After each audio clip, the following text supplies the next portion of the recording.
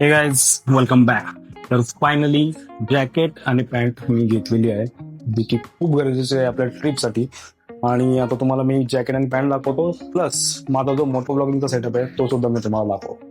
आता आता चला बघूयात. तर जॅकेट आणि पॅन्ट दाखवायच्या आधी राईडसाठी सर्वात महत्वाचं काय असतं? सर्वात महत्वाचं असतं ते हेल्मेट. हेल्मेटवरती तुम्ही जेवढे इन्व्हेस्टमेंट कराल तेवढं करा, कारण तुमची सेफ्टी हेच सगळ्यात महत्वाचं. तुम्ही हेल्मेट नॉर्मली जरी कुठे बाहेर गेला तरी हेल्मेट इज मस्ट. कारण तुम्ही कितीही चांगली गाडी चालवा, कितीही व्यवस्थित चालवा, कितीही काळजीपूर्वक तुम्ही स्पीड लिमिट मध्ये राहा, पण समोरचा चू असेल तर तुम्ही छू. ओके, तर आता मी तुम्हाला माझं हेल्मेट दाखवतो. हे आहे MTचं थंडर. तर हे मी जेव्हा मी बाईक परचेस केली 2024 मध्ये, तेव्हाच मी लगेचच हे घेतलं होतं नेक्स्ट वीकच. आय थिंक मला असं आठवतं की मी बाईकच्या डिलिव्हरीच्या आधीच मी हेल्मेट घेऊन आलो होतो, की हेल्मेट इज मस्ट म्हणून. तर हे आहे माझं MTचं थंडर, जे मी 6,800 रुपयाला मी घेतलं. तर मला हे आवडलं होतं कारण माझी हंटर जी बाईक आहे ती ब्लॅक अँड व्हाईट आहे आणि त्याच्या थीमला खूप मॅच करते, त्यामुळे मी हे घेतलं होतं. गाईज, मोटो ब्लॉगिंगसाठी सर्वात महत्त्वाचं अजून एक गोष्ट आहे, जी म्हणजे ॲक्शन कॅम किंवा कॅमेरा, जो की आपण हेल्मेटला माउंट करून आपण कुठेही फिरू शकतो किंवा राईडला जाऊ शकतो. तर हा आहे माझा DJIचा ॲक्शन 5 Pro, की जो मी लास्ट इयर घेतला होता. हा मागच्या वर्षी सर्वात बेस्ट कॅमेरा होता ॲक्शन कॅममध्ये. तर मी याचा क्रिएटिव्ह कॉम्बो घेतला होता. तर यात 2 टाईप्स असतात, एक क्रिएटिव्ह कॉम्बो आणि एक नॉर्मल येतो. नॉर्मल कॅममध्ये काय असतं, एक फक्त कॅमेरा येतो, त्याला एक बॅटरी येते आणि मॅग्नेटिक माउंट येतो. प्लस आता ह्यामध्ये काय येतात, तुम्हाला 3 बॅटरीज येतात. एक ॲक्शन कॅम तर येतोच, प्लस मॅग्नेटिक माउंट्स आहेत आणि एक एक्सटेन्शन रॉड असते, जे की तुम्ही असं ब्लॉग वगैरे करून त्याला बघू शकता किंवा सेल्फी वगैरे काढू शकता तुम्ही. मी तरी सर्वांना सजेस्ट करेन की जेव्हा तुम्ही ॲक्शन कॅम घ्यायला जाल DJIचा, तर तुम्ही क्रिएटिव्ह कॉम्बो घ्या, कारण त्यात तुम्हाला 3 बॅटरीज मिळतात. त्या बॅटरीजचा उपयोग हाच होतो की तुम्ही एखादा लॉंग जर्नीला चाललाय, सपोज तुमची राईड 8 तासाची असेल, तर बॅटरी बॅकअप हा मोजून 2 ते 3 तास जाईल तुम्हाला एक बॅटरी. सो तुम्हाला सारखं ते प्रत्येक वेळेस एकच बॅटरी चार्ज करून वापरण्यापेक्षा 3 बॅटरी असेल तर ऑलवेज उत्तम. सो हा आहे माझा DJIचा ॲक्शन 5 Pro. हा मी 45,000ला घेतला होता माझा क्रिएटिव्ह कॉम्बो हा. तर अजून तरी बेस्ट चालतो. यातला अजून एक व्हर्जन आला ॲक्शन 6, जो की आत्ता 50,000 पर्यंत आहे. बट मी तरी सजेस्ट करेल हे ॲक्शन 5 Proला तुम्ही जा, हा पण खूप छान आहे. तर गाईज, माझं पुढचं गॅजेट आहे ब्लू आर्मरचा C30 इंटरकॉम. तर हा सुद्धा मी 1 वर्षापूर्वी घेतला होता, 10,000 रुपीजला घेतला होता. तर तुम्ही जेव्हा ग्रुपनी राईड करता तेव्हा त्याचा खूप उपयोग होतो. तर जेव्हा तुम्ही ग्रुपनी राईड करता तेव्हा तुम्हाला गप्पा मारत जाता येतात किंवा इन्स्ट्रक्शन्स असतात, कुठे टर्न घ्यायचा, कुठे थांबायचं, कुठे ब्रेक घ्यायचा. तर या सगळ्या गोष्टी यावर तुम्ही इझिली करू शकता. प्लस तुम्ही म्युझिक ऐकू शकता, कॉल्स रिसीव्ह आणि कट करू शकता. तर ह्याच्यावरती हवं तर मी एक स्पेशल व्हिडिओ बनवेल नंतर. तर हा आहे माझा ब्लू आर्मरचा C30. तर गाईज, आपलं पुढचं गॅजेट आहे सर्वात महत्त्वाचं DJIचा माईक मिनी. तर मार्केटमध्ये भरपूर आहेत, 700, 800, 1000, 1,500 घेऊ तसे माईक आहेत. भरपूर वेगवेगळ्या ब्रँडचे माईक्स आहेत. पण मी तरी माझ्यासाठी मला सर्वात जास्त आवडला DJIचा माईक मिनी, कारण माझ्याकडे DJIचं गॅजेट आहे, DJIचं ॲक्शन कॅम आहे. इन फ्युचर ड्रोन 360 मी सुद्धा DJIचाच घेईल, कारण माझा फुल्ली ट्रस्टेड ब्रँड आहे तो. तर मी हा DJIचा माईक मिनी घेतला. हा मला 10,000 रुपयाला बसला होता. तर यामध्ये तुम्हाला मिळतात 2 ट्रान्समीटर, एक रिसिव्हर. ट्रान्समीटर म्हणजे हे जे माईक आहेत माझे, त्याला ट्रान्समीटर बोलतात. आणि जो रिसिव्हर आहे तो मी आता DSLR कॅमेरावरती लावलाय, जो की माझा आवाज तुमच्यापर्यंत पोहोचू शकतो. पण हे ब्लूटूथने सुद्धा कनेक्ट होतात तुमच्या फोनला. प्लस आता जो माझा DJIचा ॲक्शन कॅम आहे त्याला तर कनेक्टिव्हिटीची जास्त गरज नाही. एक बटन दाबलं तर ऑटोमॅटिक माईक्स त्याला कनेक्ट होतात. त्यामुळे मी मोस्टली हे प्रेफर केले माझ्या स्वतःसाठी. यात नॉईस कॅन्सलेशन वगैरे आहे, ते सुद्धा खूप छान वर्क करतं. आता पंखा वगैरे चालू आहे, सर्व बाहेर पण आवाज आहे, पण तुम्हाला एकदम क्रिस्टल क्लिअर आवाज येत असेल. सो हा आहे बेस्ट परचेस आहे माझा, पण नाही वन टाइम इन्व्हेस्टमेंट आहे. सो तो मी घेतला. ऐका ना, आता माझ्या डोक्यात एक जस्ट विचार आला की आपण हा माईकची बाहेर जाऊन टेस्टिंग करूयात का? कारण राईडला जायला अजून दिवस आहेत, मे बी 8-10 दिवस तरी आहेत राईडला जायला. सो मला डायरेक्ट माईक माझ्या राईडला टेस्ट नाही करायचं, तर आपण हेल्मेटमध्ये लावून बाहेर जाऊन टेस्ट करूयात. तर चला बघूयात. हे गाईज, वेलकम बॅक अगेन. आता आपण आउटसाईड आलो आपल्या माईकची टेस्टिंग करायसाठी. तर बघूयात आता कसं होतं ते, कारण आता माईक अटॅच करण्यापासून सुरुवात आहे आपली. मला डायरेक्ट ट्रिपला जाण्यापेक्षा आधी टेस्ट केलेलं बरं आहे ना. तर आता मी माईक अटॅच करतो आतमध्ये. याच्या आतमध्ये माझा इंटरकॉमचा एक माईक आहे, त्या माईकला मी अटॅच करतोय. आपला हा वाला माईक मॅग्नेटिक माउंटवाला. मॅग्नेटिक माउंट तर ह्याच्या आतमध्ये बसणार नाही, आता क्लिपर माउंट सुद्धा आहे. हा क्लिपर माउंट मी अटॅच करेल आतमध्ये. ठेवला काही काम येणार नाही, तरी पण मी हा घालू शकतो.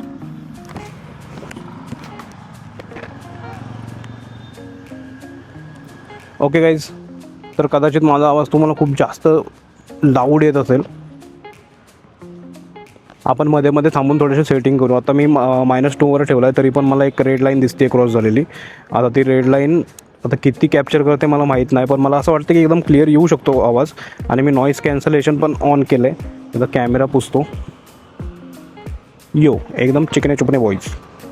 तर गाईज माझा आवाज कसा येतो आता मी माझं वायझरवरती करून ठेवलं आहे, त्यामुळं आता कसं येईल, विंड तर येईलच, पण मी नॉईज कॅन्सलेशन ऑन ठेवलं आहे. तर कदाचित ते विंड त्यांनी कॅप्चर नाही केली पाहिजे, कारण एवढा आपण DJIचा माईक घेतला आहे तर ऑब्व्हियसली यार एवढं तर झालंच पाहिजे होतं त्यात. आणि नॉईज कॅन्सलेशन यात 2 सेटिंग असतात, एक लो आणि हाय. तर मी हायवरच ठेवलेला आहे. बघूयात आता कसा येतोय. आणि माईक जो लावला आहे माझा ह्याचा इंटरकॉमचा जो माईक आहे ना, त्यालाच मी अटॅच केला आहे. ते एक मस्त जुगाड झाला आहे. तिथं असेल तर माझ्याकडं आता DJIमध्ये आपले 2 माईक असतात. तर एक माईक मी कॉन्स्टंट मी हेल्मेटमध्येच लावून ठेवेल, आणि जो दुसरा माईक आहे तो कुठे बाहेर जर मी आता सपोज हॉटेलला जेवलो किंवा कुठे थांबलो ब्रेकला, तर तो माईक मी यूज करेल. हा हेल्मेटचा काढून तो परत त्यावरती नाही बोलणार मी. आता काही मी तुम्हाला आहे ना, मी वायझर लावतो त्याचा आवाज दाखवतो. तर कारण वायझर जेव्हा लावतो आपण तो बाहेरचा आवाज काहीच येत नाही, विंड नॉईज वगैरे काहीच येत नाही आहे. मला आतमध्ये फील होते थोडीशी हवा येते खालून वरतून कुठून तरी, पण मला नाही वाटत की माईक हे कॅप्चर करेल. तर गाईज मी तुम्हाला ना वायझरचा एक प्रॉब्लेम सांगतो, ब्लॅक वायझरचा प्रॉपरली. तर ब्लॅक वायझर हा माझा खूप डार्कवाला आहे MTचा, आणि MTचे वायझर सहसा खूप महाग आहेत. म्हणजे बाकीचे तुम्ही घ्यायला जाल तर तुम्हाला 250, 300, 500, 600 असे येऊन जातात. पण हा जो MTचा वायझर आहे ना, हा MTचा वायझर साला 1100, 1500 असे आहेत. आणि मी हा घेतला 1100 रुपयाला घेतला होता. हा माझा खूप डार्कवाला आहे एकदम. मला आता मी उन्हामध्ये चाललो आहे एवढा, म्हणून मला एकदम प्रॉपर नॉर्मल दिसतं. जसं काय ढग आलेत नाही का पावसाळ्यामध्ये कसं वातावरण असतं तसं दिसतंय मला. तरी मी प्लॅन करतो की मी ट्रिपला क्लिअर वायझरच घेईल एकदम, की ज्याने तुम्हाला म्हणजे मी आय कॉन्टॅक्ट तुमच्याशी करू शकेल, तुमच्याशी गप्पा मारू शकेल. तर ते मी ट्रिपला जाताना तेच करेल.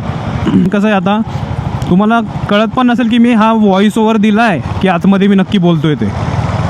आणि माझ्याकडे असेसुद्धा वेबसाईट्स आहेत की ज्याच्यावरती मी रिअलमध्ये माझा व्हॉईस ओव्हर टाकू शकतो विदाऊट एक शब्द बोलता.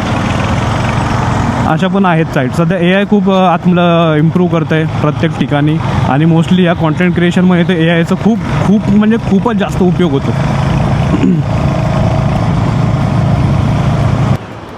तर काहीच तुमच्यासाठी ना एक POV शॉट लावला आहे मी आत्ता.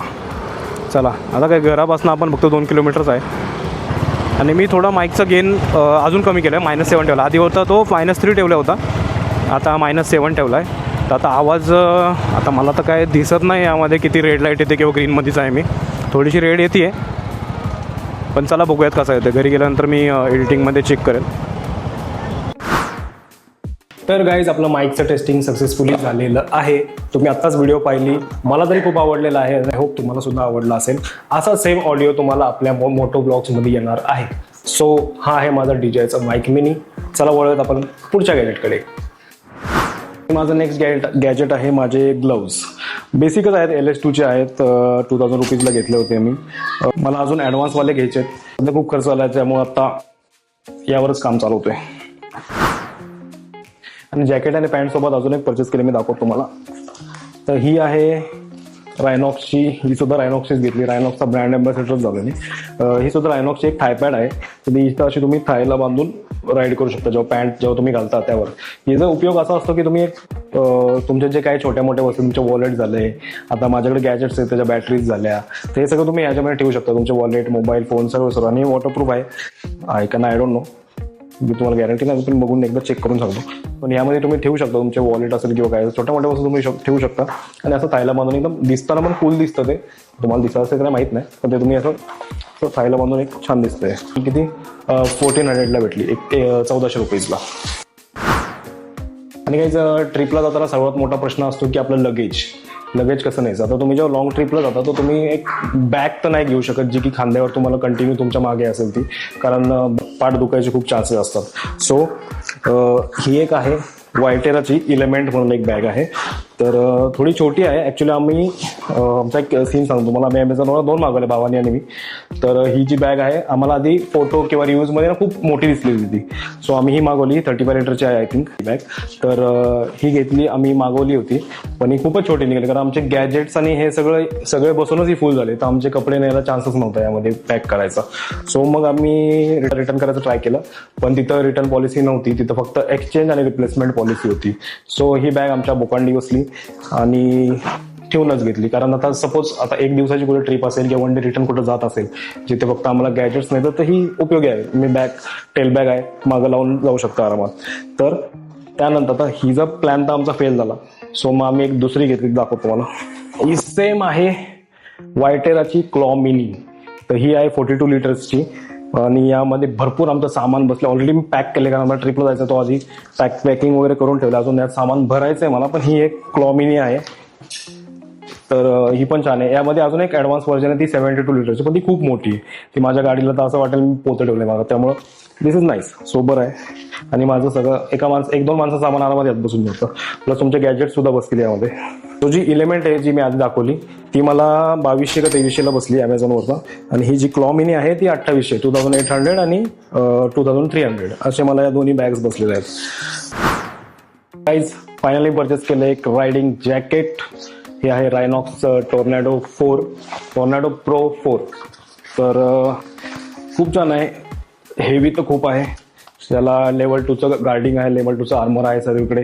चेस्ट आहे, शोल्डर्स आहेत, तर एल्बो गार्ड आहेत, प्लस बॅकला पण आहे, बॅक गार्ड आहे.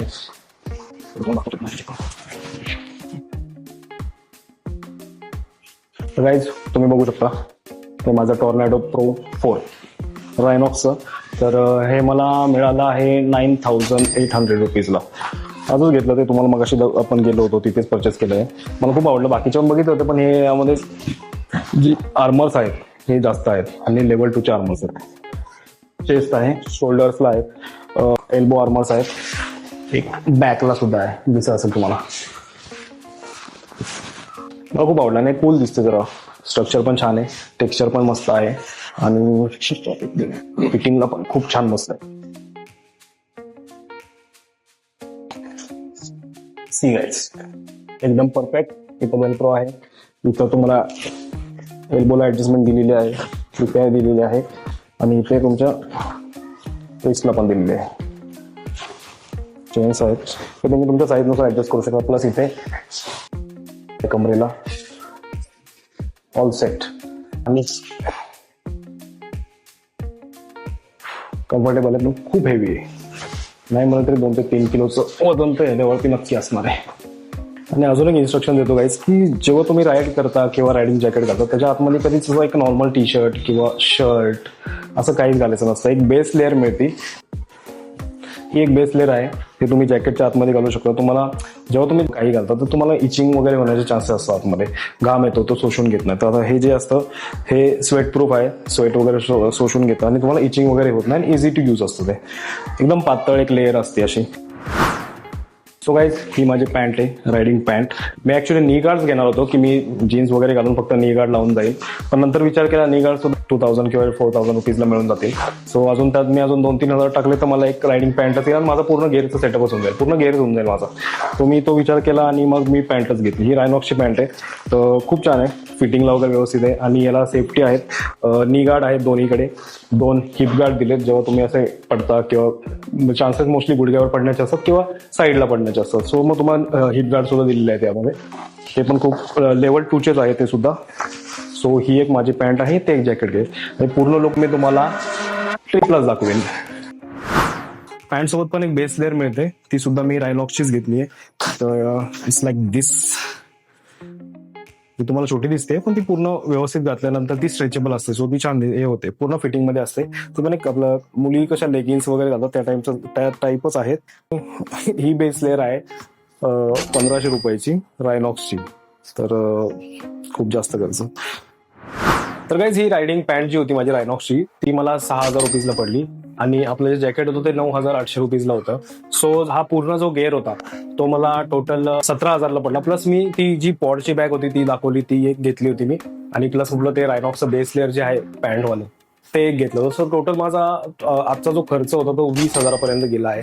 सो शॉक खूप मोठी गोष्ट असते.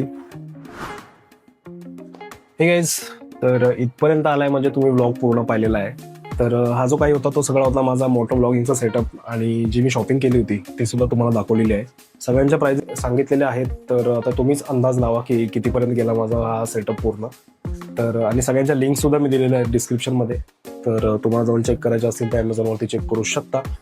तर गाईज, आपण आपल्या राईडसाठी लवकरच निघणार आहोत. 3 ते 4 दिवसासाठी आपण कोकणात चाललोय. कुठे चाललोय तुम्हाला आता सांगत नाहीये मी, लवकरच तुम्हाला कळेल ते. तर त्या राईडला जाण्याच्या आधी जी आपली पॅकिंग वगैरे असेल त्याचा ब्लॉग बनवायचा मी प्रयत्न करेन. सो बघू आता कसं मॅनेज होतंय ते. सो चला मग, आजचा ब्लॉग तुम्हाला कसा वाटला हे नक्की कळवा मला. सबस्क्राईब नसेल केलं तर सबस्क्राईब करा, लाईक करा, शेअर करा. तोपर्यंत स्टे ट्यून्ड.